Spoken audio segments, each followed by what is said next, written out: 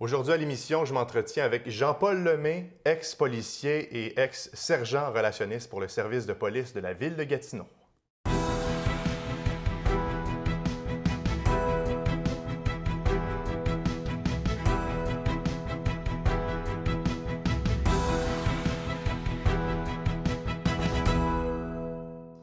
Je vous dis un beau bonjour à vous à la maison. Je m'appelle Mathieu Daou et bienvenue à cette nouvelle émission de Tribune locale. Monsieur Lemay, c'est un plaisir d'être avec vous aujourd'hui. Plaisir partagé. Vous avez annoncé votre retraite. Oui. Vous êtes maintenant retraité. Oui. Qu'est-ce que ça vous fait d'accrocher votre uniforme du SPVG? Ça fait drôle, mais Ouais. je pense que j'étais prêt. C'est quand même, ça a été une longue réflexion. J'étais rendu là. Alors, je suis prêt à passer à d'autres choses, à d'autres défis, puis à profiter de la vie. Dans vos mots, Monsieur Lemay, qu'est-ce que ça prend pour être un bon policier? C'est une bonne question. Ouais. Je pense que ça prend plusieurs qualités. Tu sais, on entend beaucoup servir et protéger. Ouais, Je ouais, pense ouais. que C'est d'ailleurs écrit sur les véhicules du SPVG, si je me oui, trompe mais pas. Ouais. on peut voir ça écrit sur certains documents officiels. Ça vient peut-être de l'américain, le Serve and Protect. Mais je pense que il faut être capable de passer à l'action de ces deux qualités-là. On pourrait en nommer plusieurs, là, mais il y a également l'engagement que je crois beaucoup, mais encore là, ça revient un peu à servir et protéger. Vous êtes originaire du secteur Hall, vous avez grandi sur le boulevard Riel. Oui, c'est bien ça. Quand vous étiez jeune, est-ce que vous faisiez partie des petits culs qui se disaient, moi là, plus tard, je veux être une police? Oui, on pourrait dire Ouais. ça. J'ai cru longtemps que Batman, c'était moi. Alors, oui, j'avais ça peut-être dans mon ADN, même si ça l'a dormi pendant quelques années. Mais quand est venu le temps de choisir quelle orientation continuer mes études au cégep, je me souviens du moment à regarder les différentes orientations et tomber sur celle de technique policière, puis les différents cours qu'on offrait là-dedans. Puis c'est vraiment celui à lequel je m'attachais. Là. Vraiment, ça collait. Est-ce que c'est de famille? Est-ce que Non, c'est pas dans de la famille, il y famille. avait d'autres policiers, non? Non, je connaissais vraiment rien du domaine, là, à part de qu'est-ce qu'on peut voir, les policiers qui font de la circulation, qui donnent des tickets. Là. Alors, ça a évolué en moi. À 19 ans, dites-moi si je me trompe, mais vous avez eu une opération au genou, c'est bien ça? Les médecins, les professionnels et votre entourage vous disaient que jamais vous ne seriez policier. Est-ce que vous les croyez, ces gens-là? Bien, ce qui est arrivé, c'est que après 2 ans de technique policière, j'avais eu une blessure au genou, une blessure importante, qui me demandait 1 an de récupération. Et à cette époque-là, avec les moyens qu'on avait, c'était un ligament croisé antérieur déchiré. Puis on m'a dit que je serais mieux de penser à autre chose comme métier parce que c'était peu probable qu'on m'embauche avec une blessure comme celle-là. Et En tout cas, ça vous a pas arrêté? ben ça m'a pas arrêté. J'ai décidé, j'avais 2 ans de fête. Je me suis dit, je vais aller jusqu'au bout, puis on verra où ça mène. Et ma récupération a super bien été. J'ai suivi à la lettre les consignes que j'avais pour bien récupérer. Premier emploi, 1985, à la police de Maniwaki. Oui. Qu'est-ce que ça fait de patrouiller pour vrai pour la première fois? Ah, c'est une drôle de sensation, vraiment, Ouais. mais évidemment, il y a la sensation d'un certain accomplissement. Ça s'est fait très rapidement en passant. Puis mon contexte d'embauche à Maniwaki, c'est l'embauche d'un policier à Buckingham. Il avait besoin de quelqu'un rapidement. Alors, j'avais passé un processus à Buckingham, j'avais terminé 2e. Et d'urgence, à Maniwaki, il avait besoin de quelqu'un. Alors, ils ont appelé à Buckingham, savoir qui avait fini 2e sur la liste. Ils m'ont appelé, j'étais disponible. La journée même, je commençais à Maniwaki. Est-ce que c'est difficile de s'intégrer dans une nouvelle équipe, une équipe de policiers? Bien, sans parler de la nouvelle équipe de policiers, ça c'était bien correct. Puis comme dans tous les domaines, on a à faire nos preuves. Fait que dans la police, c'est pas différent. Mais on n'a pas plus à faire nos preuves dans le domaine? C'est difficile pour moi de comparer avec d'autres domaines, de dire plus, je pourrais pas dire, mais je pense que dans tous les domaines, on doit faire nos preuves, on doit être capable d'exécuter la tâche. Alors, c'est une réalité qui existe dans tous les domaines. Ce qu'il y avait de curieux, par exemple, c'est que ma mère est née à Maniwaki, puis j'avais quand même des cousins et cousines, tantes vous qui connaissiez habitaient. Oui, le coin. je connaissais un petit peu le coin, oui. Mais c'était quand même un gars de la ville qui s'en allait dans une ville différente, mettons. Alors, il y a eu une adaptation. J'étais là environ un an, mais ça a été une belle expérience pour moi. Justement, un an après, vous êtes embauché par le service de police de la ville de Hull, l'ancienne ville de Hull, pour faire partie d'une équipe spéciale dans le vieux Hull, et ça a duré jusqu'en 1989. On se rappelle, à cette époque-là, c'était beaucoup, beaucoup turbulent dans le vieux Hull, même qu'on l'appelait la capitale du crime. Qu'est-ce que vous avez vécu sur le terrain? Parce que là, vous étiez très jeune, c'est le début de votre carrière. Qu'est-ce que vous avez vécu? Ben moi, puis quand je parle à mes collègues de cette époque-là, ça a été une expérience incroyable. Puis pour quelqu'un qui veut faire de la police, là, entre guillemets, là, puis ben on ne pouvait pas tomber mieux. Alors c'était peut-être de la police à l'extrême. Il y avait beaucoup d'intensité dans ces moments-là, mais on était jeunes, puis on voulait de l'action. On a été bien servis. J'imagine qu'il ne fallait pas avoir froid aux yeux. C'était stratégique. On a mis probablement les policiers, probablement soit les plus jeunes ou les plus solides, pour aller patrouiller le soir. Là, oui, le contexte de l'époque, il y avait eu une embauche massive en janvier 86 parce qu'il y avait la création de cette escouade de nuit-là pour la promenade du Portage. Et il y avait 5 vétérans qui s'étaient portés volontaires à faire partie de cette escouade-là. Donc, il y a 5 vétérans qui ont été jumelés à 5 recrues qui a créé la première équipe de 10 patrouilles de nuit, promenade du Portage.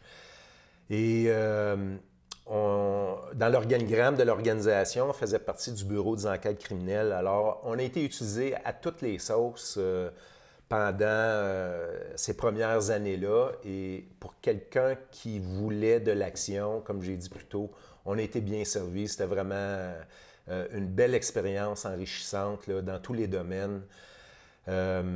Autant au niveau de formation qu'au niveau d'expérience qu'on allait acquérir sur le terrain. 5 ans après le secondaire, on patrouille maintenant dans le vieux Hull. Oui. Avez-vous déjà arrêté un de vos amis parce que vous étiez jeune?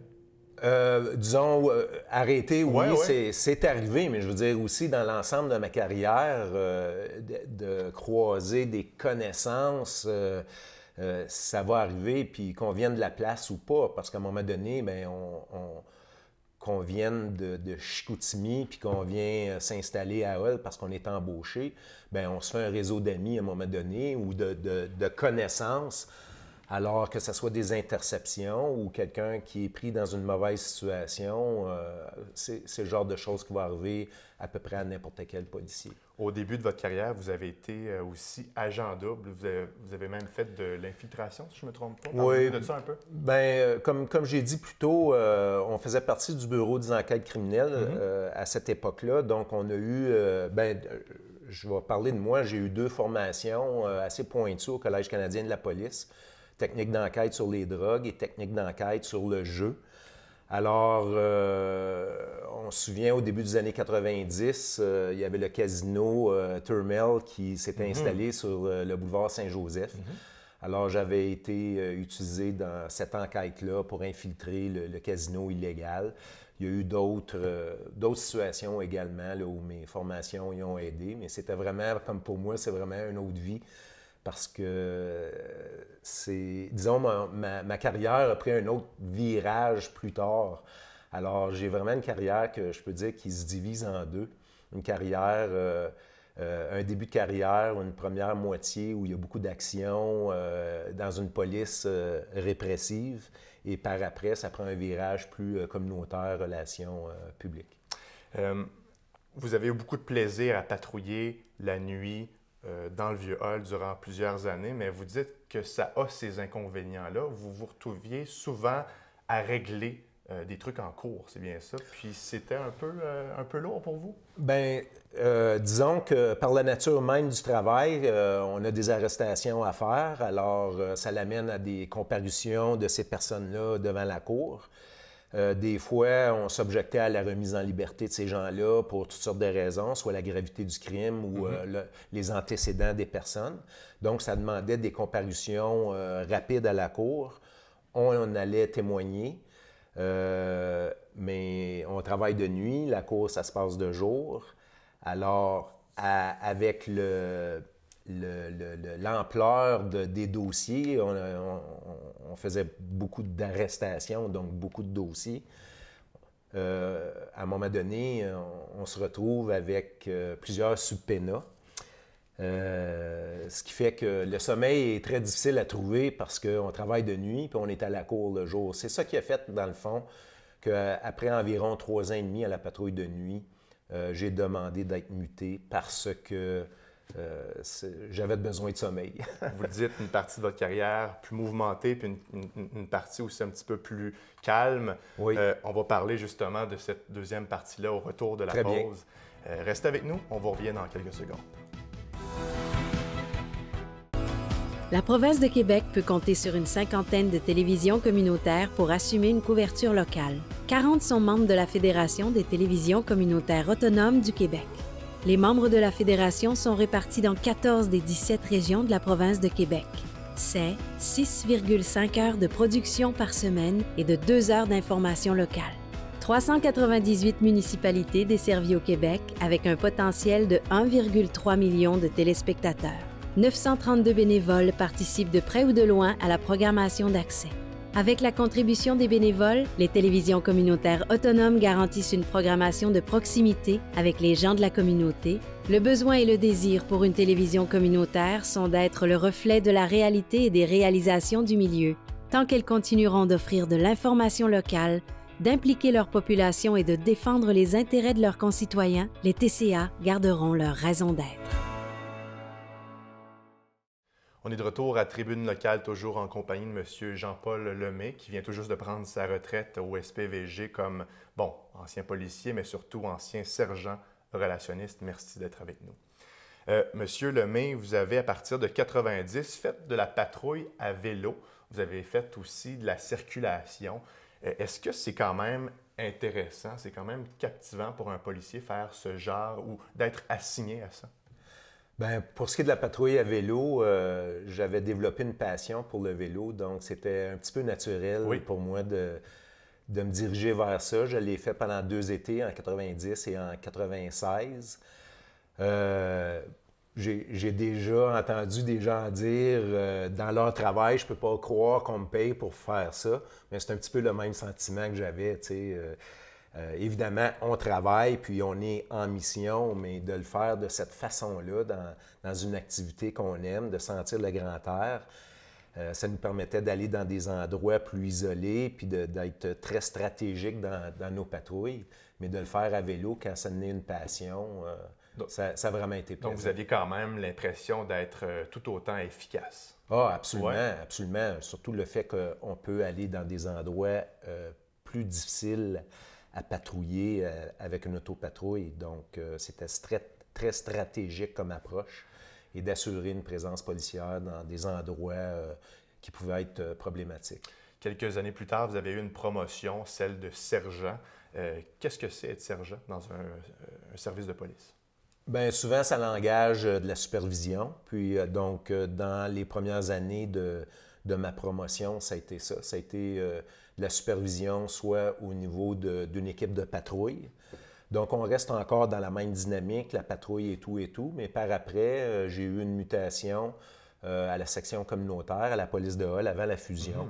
Donc là, c'était la supervision de nos policiers dans les écoles et des programmes de prévention du service de police, mais ça engage encore une supervision. Donc, à partir de ce moment-là, quand on se transporte au côté communautaire, est-ce qu'on arrête de patrouiller totalement? Ben oui, on arrête Ouais. de patrouiller totalement. Les tâches sont différentes, la mission est différente. Ça demeure que quand il y a des activités d'envergure Oui. qui se passent, on peut être appelé à intervenir sur le terrain, ou si on est témoin de quelque chose, on a quand même la mission là, de base de la police à exécuter. En 2002, les secteurs Elmer, Gatineau, Hull, Buckingham et Masson-Angers ont fusionné. Oui. Quel genre d'impact ça a sur un service de police? Parce que là, ça devient une seule entité. Qu'est-ce que ça crée? Oui, bien justement, ça fait une nouvelle entité, mais il y a aussi une nouvelle identité à se créer. Alors, tout le monde a à trouver un petit peu sa place là-dedans. Évidemment, il y a des rôles qui peuvent être changeants. Et on travaille avec des nouvelles personnes. Donc, on a à faire sa place. J'ai dû faire ma place. Quoique mon poste était le même, mais avec une équipe qui triplait presque.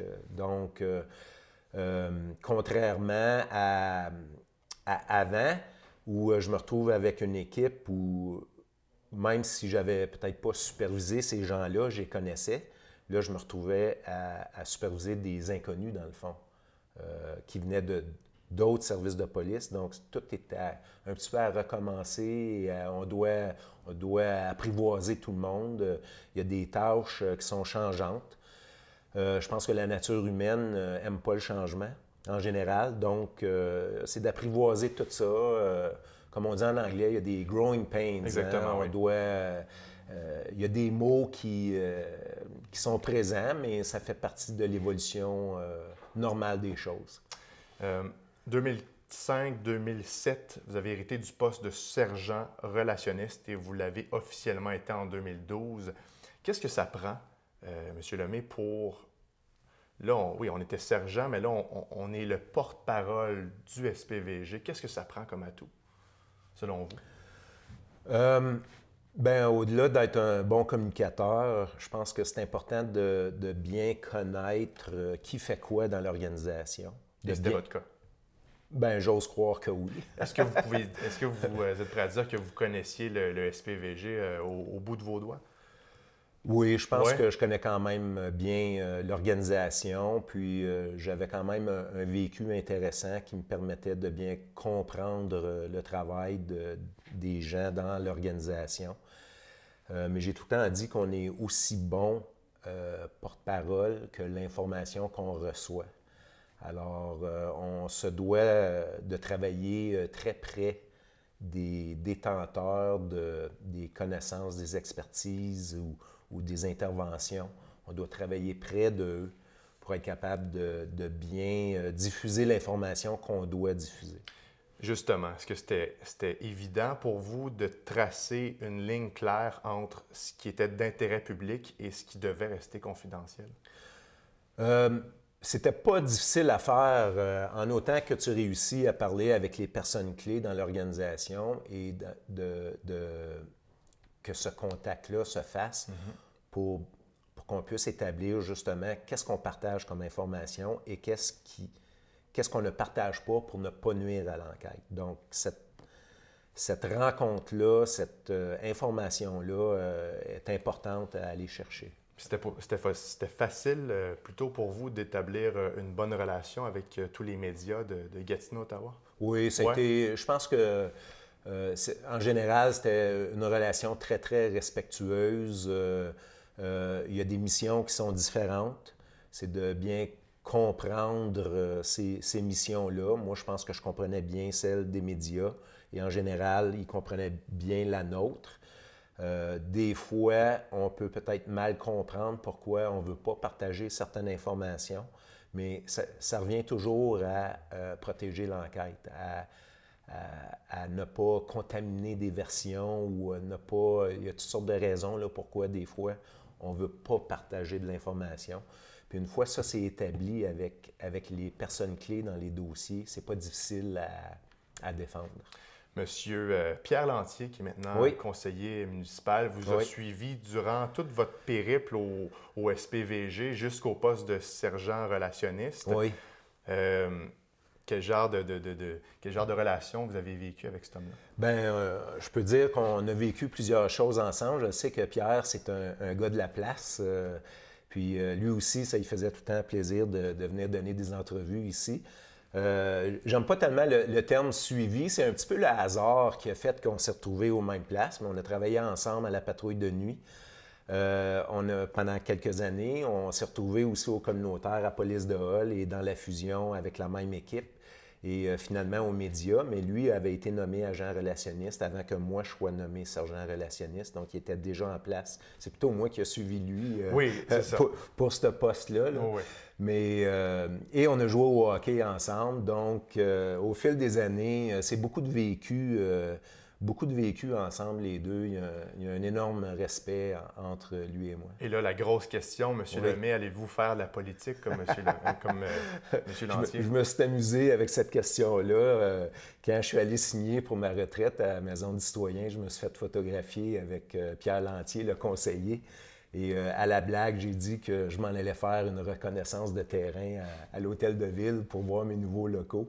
Mais ça ne fait pas partie des plans, même si j'ai toujours eu un intérêt pour la politique municipale, parce que je trouve que c'est le niveau de politique qui est le plus près de nous, puis qu'on peut s'impliquer.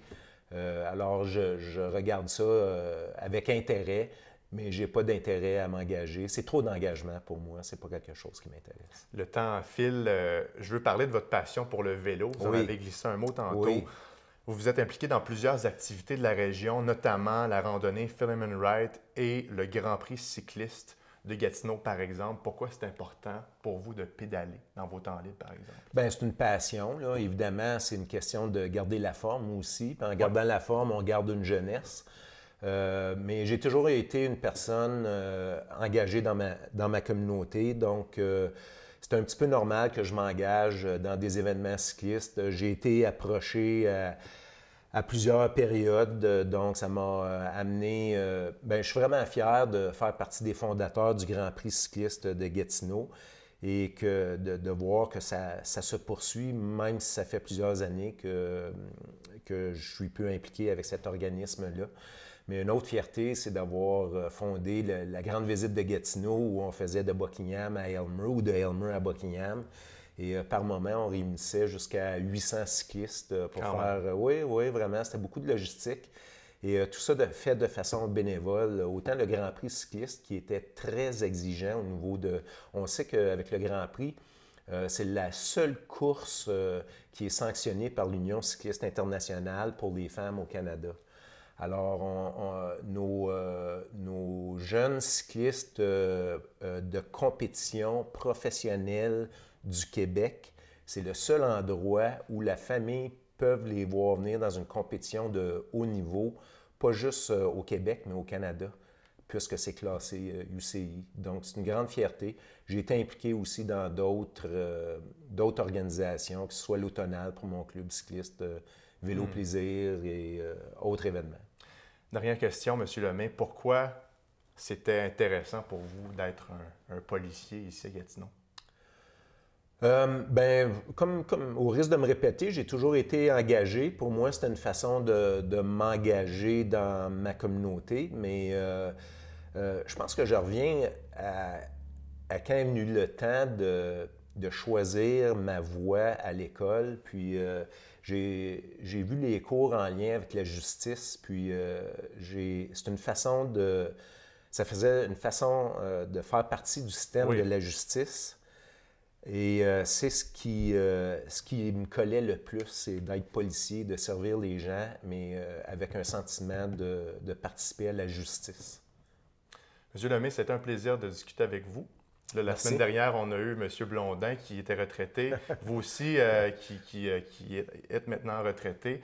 On fait juste des spéciales avec des retraités. On vous souhaite bonne retraite à vous également. Oui, merci, c'est bien gentil. Au plaisir. On se dit au revoir. On se dit à la semaine prochaine. C'était Tribune locale pour cette semaine. Salut! Merci beaucoup.